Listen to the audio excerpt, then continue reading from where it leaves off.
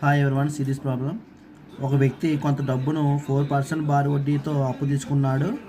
వడ్డీ 8 సంవత్సరాలకు అసలు కంటే 340 రూపీస్ తక్కువైనా అతను తీసుకున్న అప్పు ఎంత?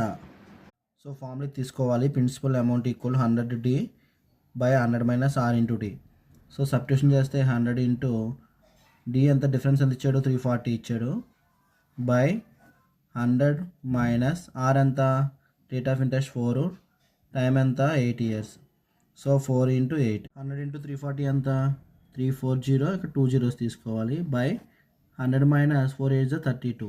కామన్ టేబుల్ 4 టేబుల్ అవుతుంది. 4 1 4, 2 ఉంది. 4 table 28, 4 7 0.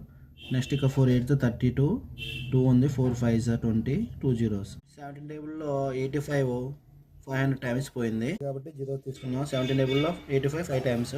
So P equal 500 rupees. Option అనేది ఫస్ట్ వన్ అవుతుంది.